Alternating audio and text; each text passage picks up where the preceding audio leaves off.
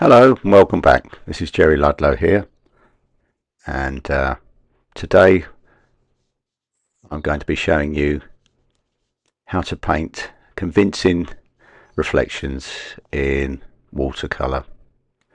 And I'm going to make the painting fairly simple. It's all going to be about the reflections in the water, and the drawing part of the painting is going to be a simple house with some people and some trees, and how they would reflect on the river below.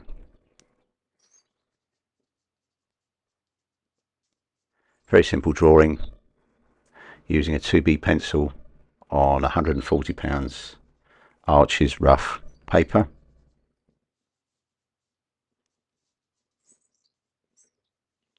Now all the information on the paints that I'm using, the brushes that I'm using, will be in the description below, and also as I paint, you'll be able to see the different segments in the description below as well.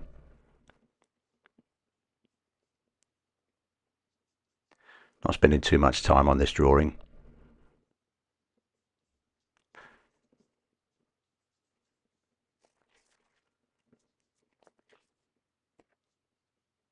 I've chosen this particular subject simply because it's quite a good one with the as far as the gaps in between the objects go, the house and the trees, and the effect they have on the water below as regards to the reflections. And quite often when you paint reflections, you'll find that the darker part of the painting, the top part, will be, and the reflections will be invariably lighter, or if it's dark it will be light, and if it's light it will be dark below.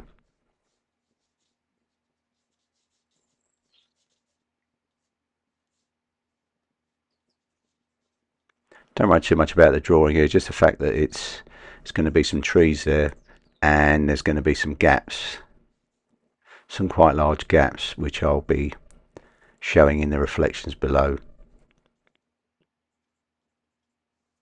And I'm not going to be painting the water as though it's a perfectly calm day. It will be as though there's a little bit of movement there.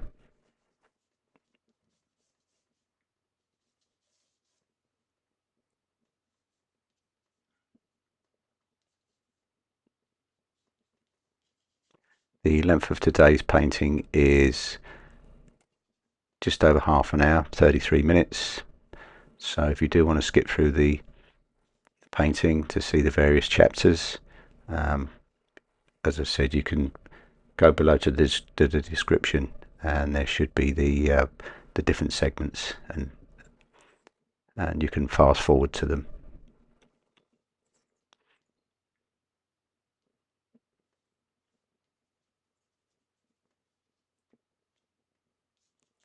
Now I'm just making a note of where the trees and the people are at the top of the painting as regards to their reflections in the water, so that it will guide me when I start to put the paint on the water. And you'll see as I go, I work quite fast, and it's very easy for me to make a mistake and to actually paint over the white areas. So if I've got a guide there, it just keeps me in check.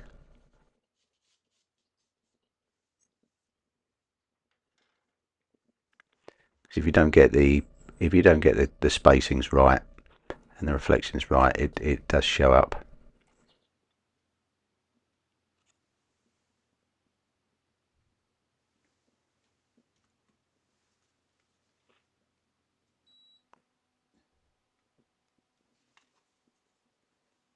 You can see the palette I'm using here is a large John Pike palette, and as I work you'll see that I make large pools of the colours that I'm using, and I'll dip into those pools throughout the painting.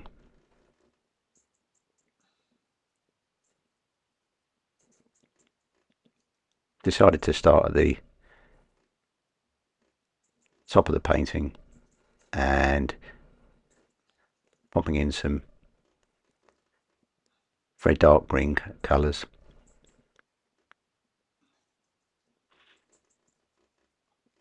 It looks quite dark when it goes on. Using a big brush. This is a fairly large mop brush.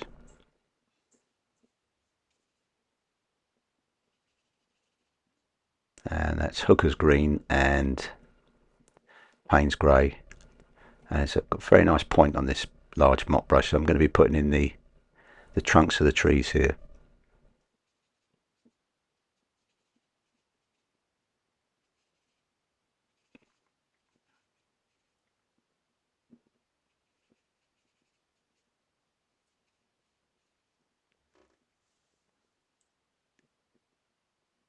Just doing a few lines. I'll be putting some of the finer branches and that in much later in the painting. This is just the first wash. Nice and dark.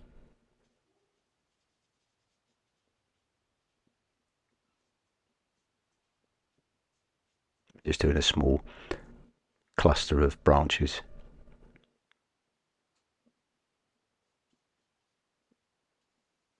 And a lone tree on the left hand side, which is in front of the building that I'm going to be doing. Again, very simple.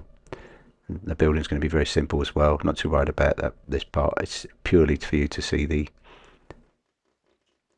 the reflections.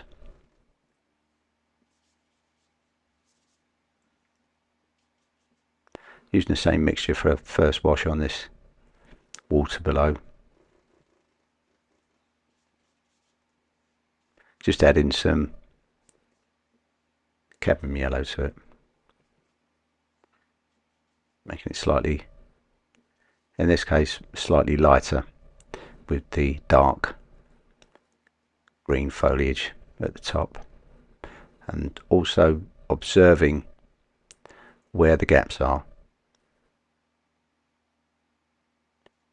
like where the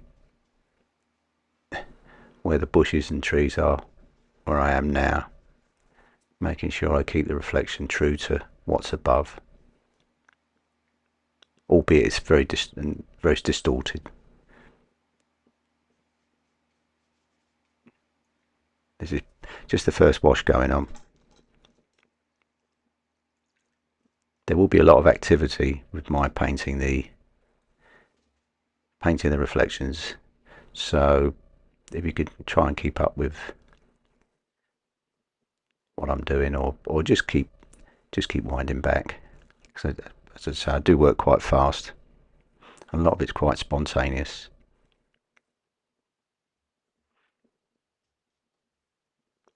Doing a simple roof with cobalt blue. I will dull that down a bit, but I'm not too bothered about the top painting really. Not spending too much time on that at all.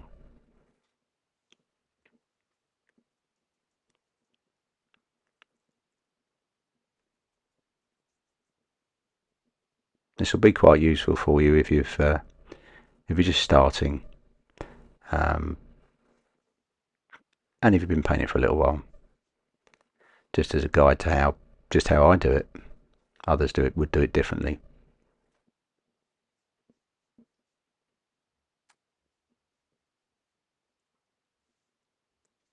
Starting to put some lines in there, which is the ripples,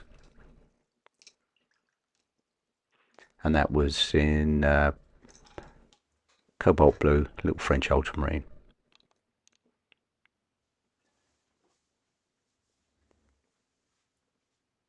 Not worried about the colours running into each other. That's going to be quite dark. That area of water, where the area of the water and the bridge meet. Now this is dried off now, and I'm going in with a mixture of cadmium yellow and cobalt blue, using quite a small nylon brush, synthetic. Got quite a nice point on it.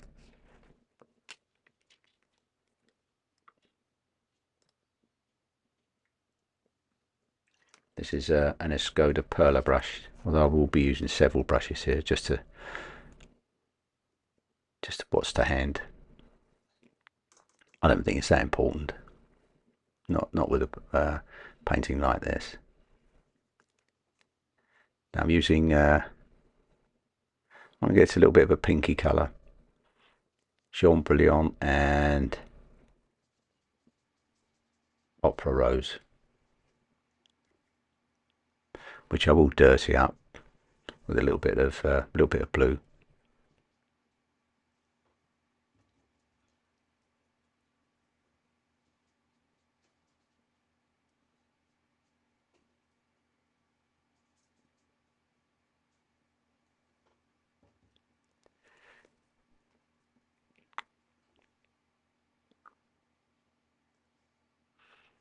And just put another wash of French ultramarine on the roof. Looks a bit bright just with cobalt blue.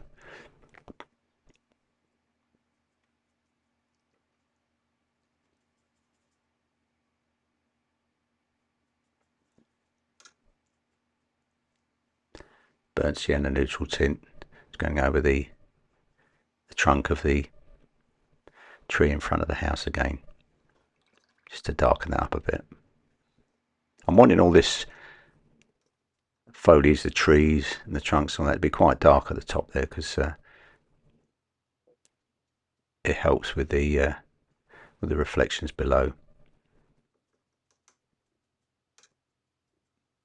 And just take note of where the directions of the brush strokes.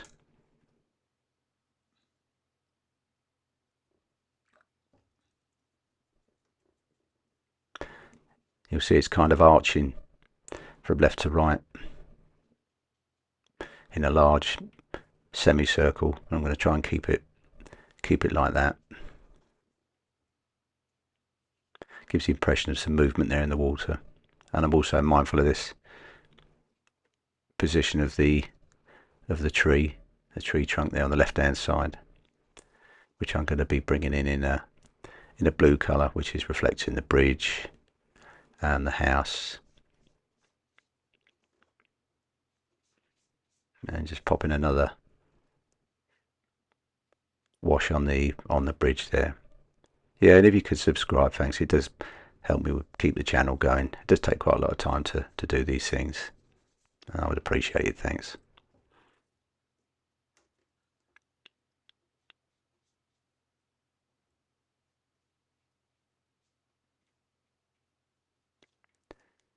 Just varying the colours on this bridge with some alizarin crimson, quite watery.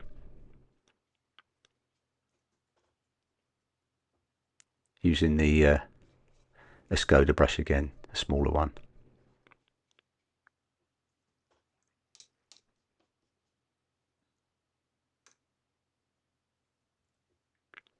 Just dipping into the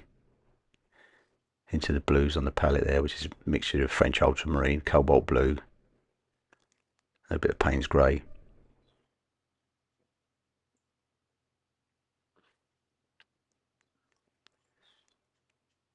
And being mindful of where the figures are reflecting, which is why I've drawn them in the water area before I started to paint.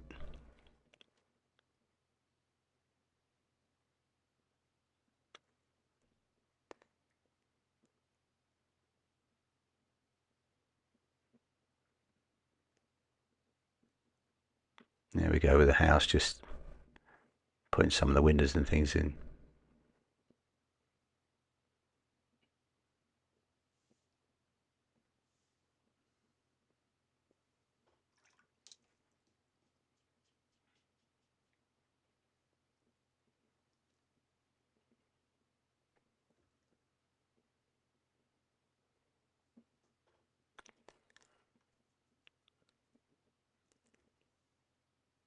Once again, being mindful of my brush strokes.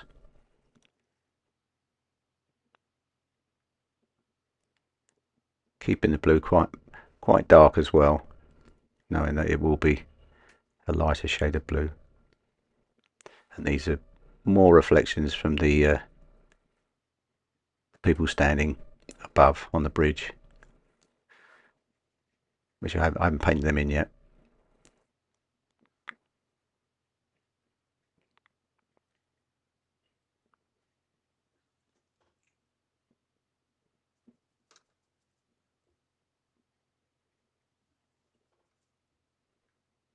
Where the objects, in this case the bridge, where that meets the water, invariably that's very dark.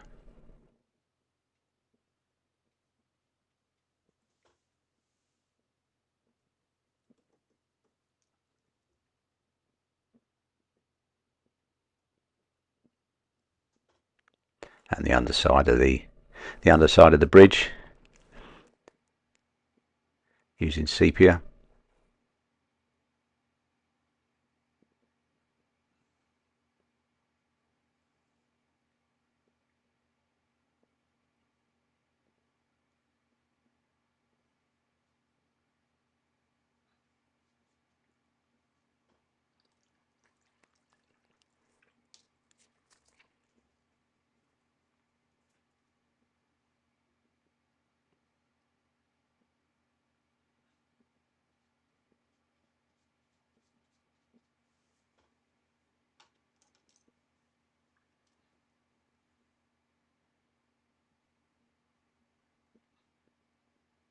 And just mixing a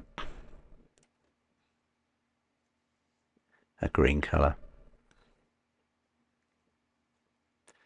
You can see I'm just using yellows, blues,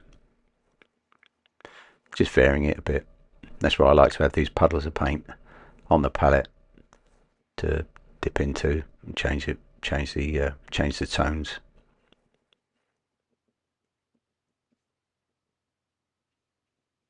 Don't have to be too technical here with this. You just, as long as there's a nice variety of colours.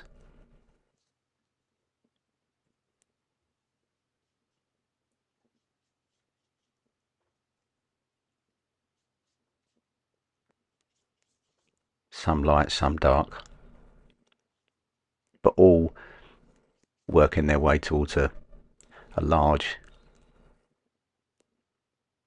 circular shape.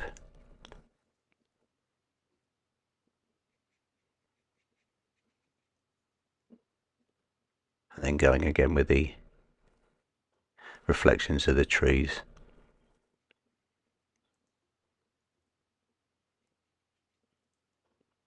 Popping in some darks.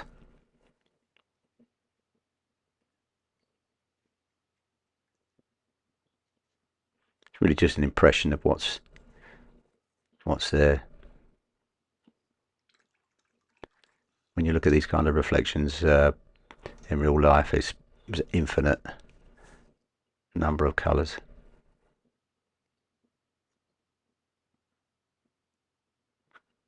And then just adding a bit to the bridge.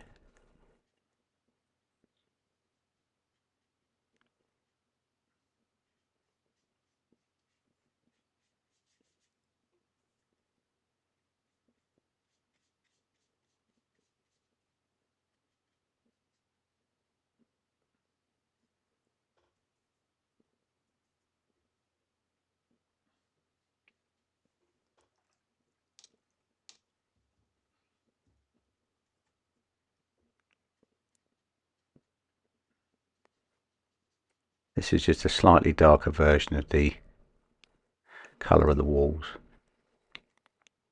Jaune Brilliant, Opera Pink, and some French Ultramarine.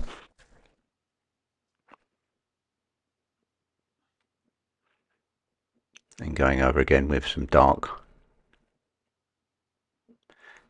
paint.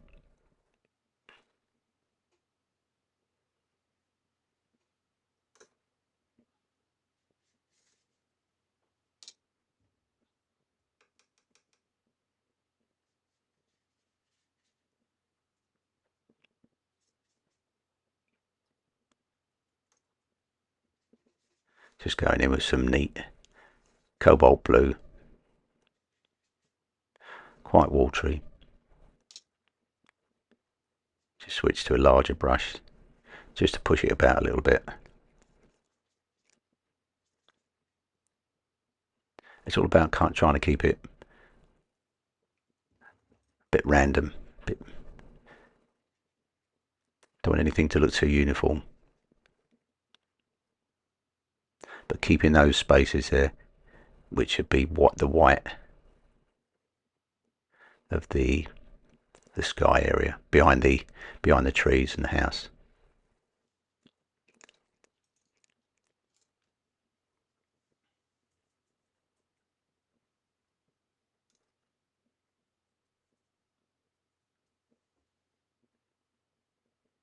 Very small brush, rigger brush, using now. Very dark paint, neutral tint. Just an impression of some window frames. Really not spending much time at all, and then working on the people at the house, in front of the house, and standing on the bridge. As you can see, they match up with the reflections.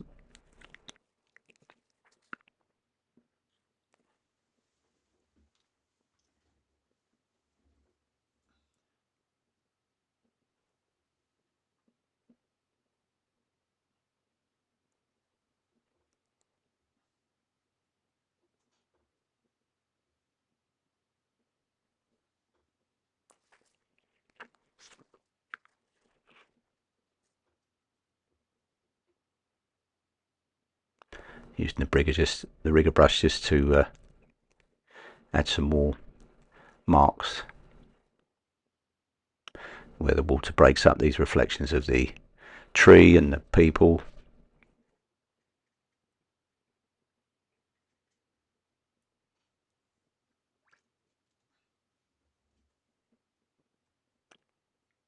Always good if you can get yourself down to somewhere local with water like this, and then just observe.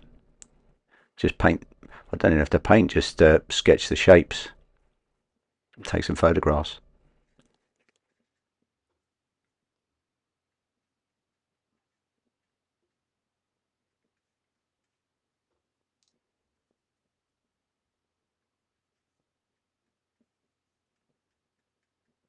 Working very rapidly here with the rigger brush. It can be quite exciting painting these kinds of scenes.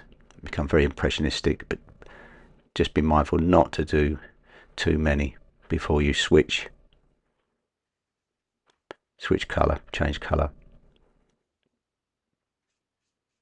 Just really grabbing any brush to hand here.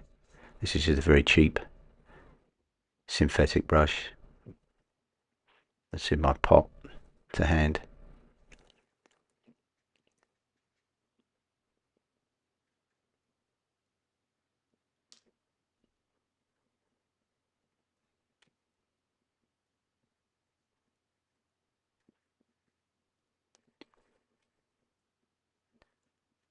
Looking at the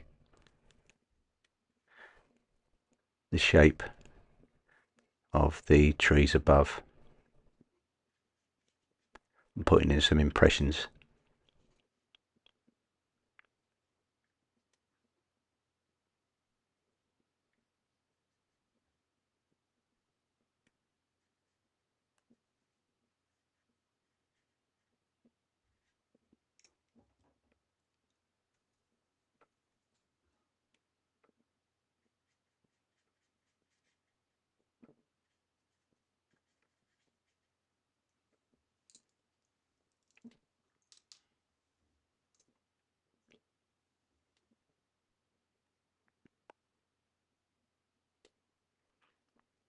Light red for the heads of the people. Not spending too much time on them.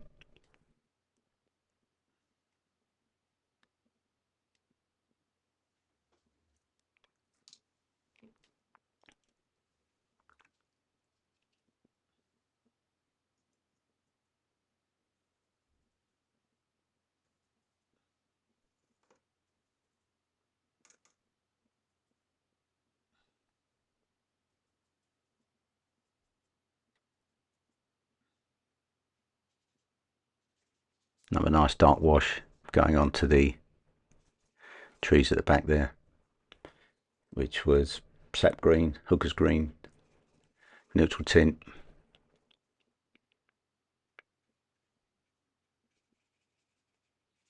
Just make that nice and dark.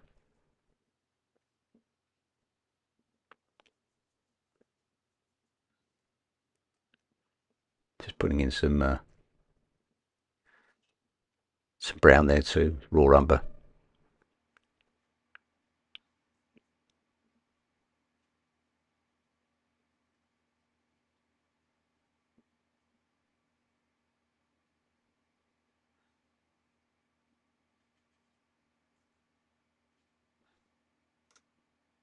Doing a little bit of work on this area above the bridge now with these trees, and switch into a rigger brush. It's a very fine tip brush, using it to do the finer branches, using mostly raw umber.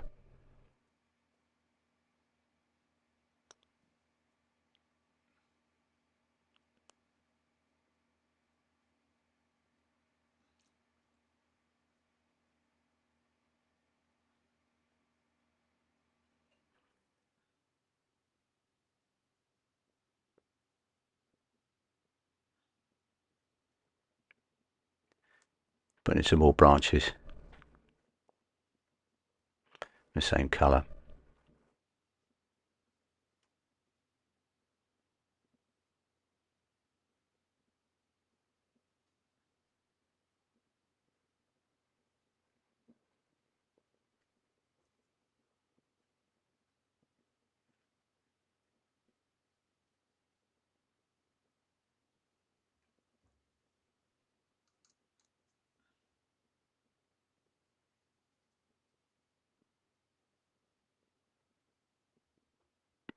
And using the rigger brush just going around the painting now, doing some of the fine line work.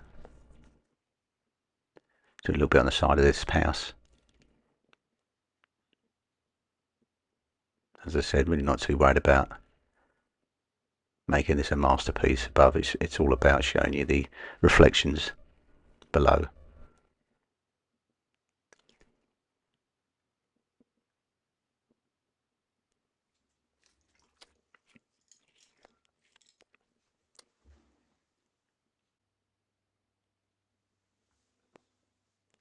Just dried that off there.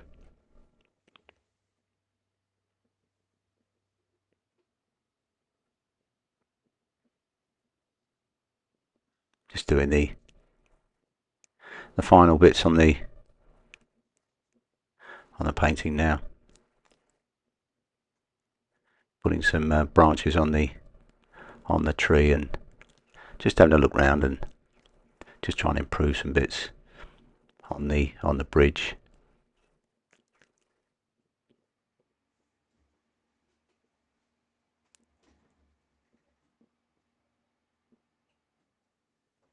Could have spent more time on the bridge, but I really just wanted to get you to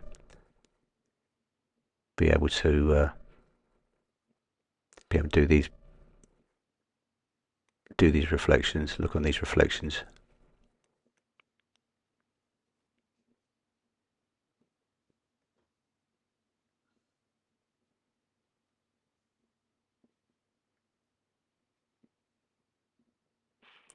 And there's some darks going on the bridge there, and the corresponding darks below.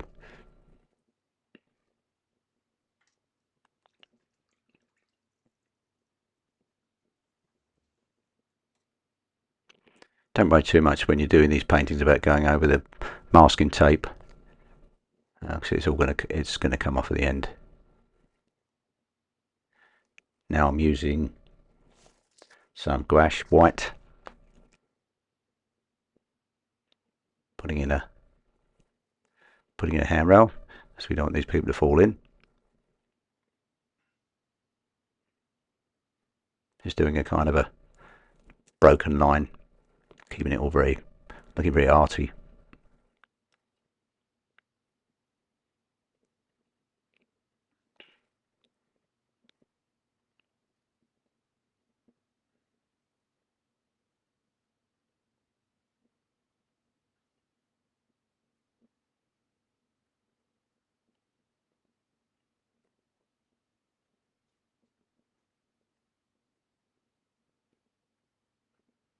and just doing some lights on these people where the sun would have just caught them, top of the head, shoulders.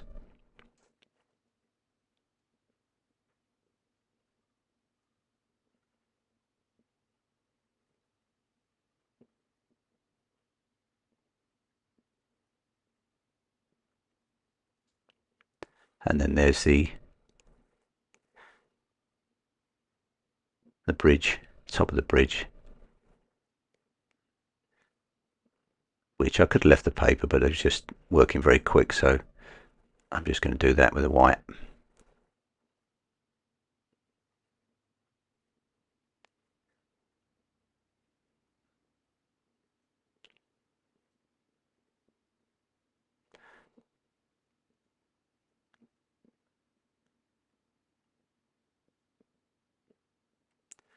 And then going into the reflections and just breaking them up a little bit more. You could spend a lot more time doing the reflections and leaving the white paper in areas like this. There's no right or way wrong. I just work quite fast and don't really leave too many fine white lines, so just go over with the white gouache. Just break it up a little bit more.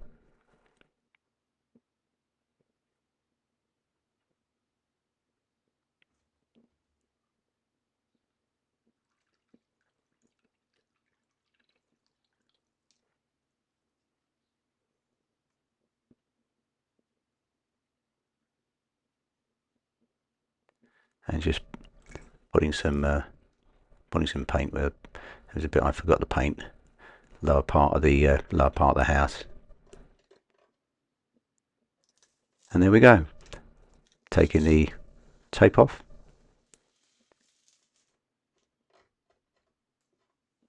Nice clean lines.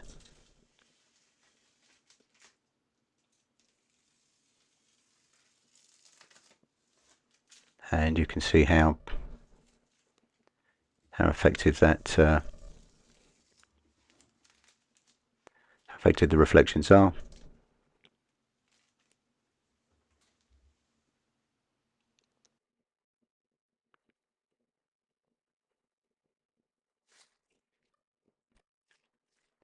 Thanks very much for joining me, and hopefully I'll see you again.